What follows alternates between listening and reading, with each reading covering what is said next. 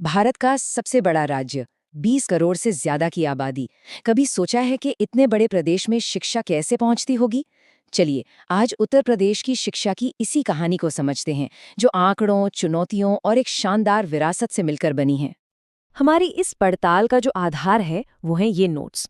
देखिए, ये सिर्फ कुछ पन्ने नहीं हैं, बल्कि ये हमें उत्तर प्रदेश के पूरे एजुकेशनल सफर को समझने में मदद करेंगे। कहाँ कहाँ कामयाबियां मिली और कहाँ आज भी चुनौतियां हैं। सवाल बहुत बड़ा है कि 20 करोड़ से ज्यादा लोगों तक शिक्षा पहुंचाने की चुनौती, इसे कैसे पूरा किया जाए। ये सिर्फ एक सवाल नहीं है, कह सकते हैं कि ये उत्तर प्रदेश के भविष्य की सबसे बड़ी पहेली है। तो चलो इसी को सुलझाने की कोशिश करते हैं, आंकड़ों और इतिहास की मदद से। तो शुरुआत करते हैं बिल्कुल बेसिक से, यानी साक्षरता से। किसी भी शिक्षा व्यवस्था की जो इमारत है वो इसी नींव पर तो खड़ी होती है। तो सवाल ये है कि उत्तर प्रदेश की ये नींव कितनी मजबूत है। चलिए सीधे आंकड़ों पर चलते हैं। तो साल 2011 के सेंसस के हिसाब से उत्तर प्रदेश की ओवरऑल लिटरेसी रेट थी 67.7%। अब ये नंबर सुनकर शायद लगे कि ठीक है, लेकिन असली कहानी इस नंबर के अंदर छिपी है। जब हम इसे तोड़कर देखते हैं तब असल तस्वीर साफ होती है। और यहीं पर हमें पहली चौंकाने वाली बात दिखती है। पुरुषों की साक्षरता है 77.3% और महिलाओं की सिर्फ 57.2%। मतलब सीधा सीधा 20% का गैप। ये सिर्फ एक आंकड़ा नहीं है, ये मौकों की एक बहुत बड़ी खाई है। और ये जो फर्क है ना, ये सिर्फ जेंडर तक ही सीमित नहीं है।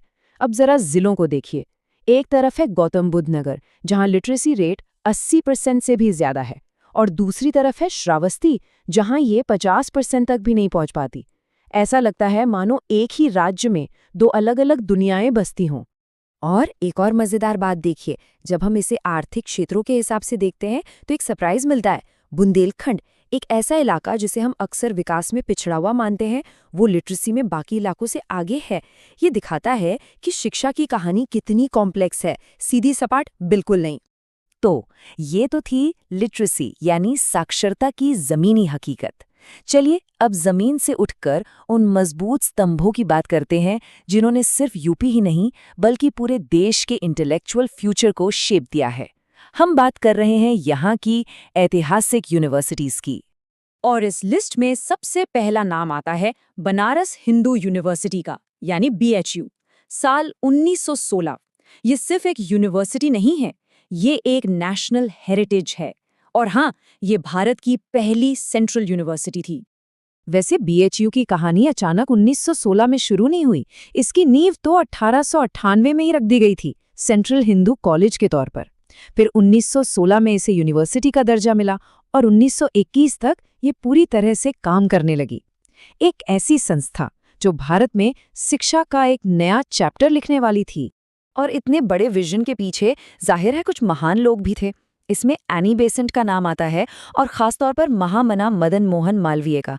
इन दोनों ने मिलकर एक ऐसी संस्था की नींव रखी जो आज तक ज्ञान का प्रकाश फैला रही है। और एक बहुत ही दिलचस्प किस्सा भी है इससे जुड़ा हुआ। क्या आप जानते हैं महात्मा गांधी ने भारत में अपनी पहली बड़ी पब्लिक स्पीच कहाँ दी थी?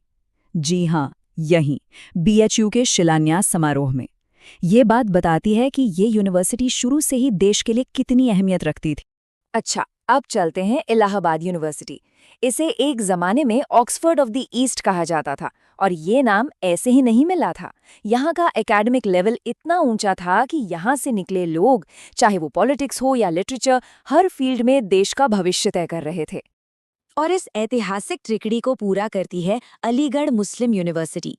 सर सैयद अहमद खान का विजन, ये सिर्फ एक कॉलेज नहीं था बल्कि एक पूरा मूवमेंट था, एक आंदोलन जो मॉडर्न एजुकेशन के जरिए एक पूरी कम्युनिटी को आगे ले जाना चाहता था। तो ये तो बात हुई उस विरासत की जो हमें आज़ादी से पहले मिली। अब थोड़ा आगे बढ़ते हैं आज़ाद भारत के दौर में, और देखते हैं एक ऐसी यूनिवर्सिटी को जो एक नए दौर की ज़रूरतों और उम्मीदों के साथ बनी। हम बात कर रहे हैं लखनऊ की, बाबा साहब भीमराव अंबेडकर यूनिवर्सिटी की। 1996 में बनी ये यूनिवर्सिटी सिर्फ एक और एजुकेशनल इंस्टीट्यूट नहीं है, ये सोशल जस्टिस और इंक्लूसिव डेवलपमेंट के उन आइडियाज का प्रतीक है जिनके लिए बाबा साहेब ने अपनी पूरी जिंदगी काम किया। चलिए अब आते हैं बिल्कुल आज के दौर में, 21वीं सदी में। दुनिया बहुत तेजी से बदली और एजुकेशन की ज़रूरतें भी। तो यूपी ने इस नई सदी की स्पेशल ज़रूरतों को पूरा करने के लिए क्या किया, देखते हैं। ये शायद बहुत लोगों को न पता हो, लेकिन भारत की पहली national aviation university Uttar Pradesh के अमेठी में है। Rajiv Gandhi national aviation university ये देश को एविएशन के फील्ड में आगे ले जाने का काम कर रही है। और आखिर में बात करते हैं झांसी की रानी लक्ष्मीबाई सेंट्रल एग्रीकल्चरल यूनिवर्सिटी की। अब देखिए, उत्तर प्रदेश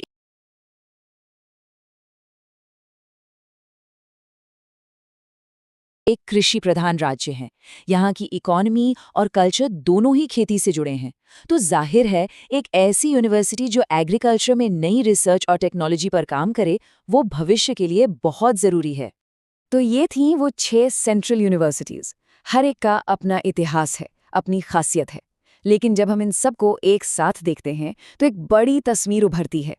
एक तरफ है शानदार विरासत और दूसरी तरफ भविष्य की उम्मीदें। तो कहानी हमें एक बहुत ही दिलचस्प मोड़ पर लाकर छोड़ देती है। एक तरफ हमारे पास साक्षरता के वो ज़मीनी आंकड़े हैं, वो चुनौतियां हैं, और दूसरी तरफ ये वर्ल्ड क्लास यूनिवर्सिटीज़ की एक शानदार विरासत। सवाल यही है कि उत्तर प्रदेश इन दोनों के बीच के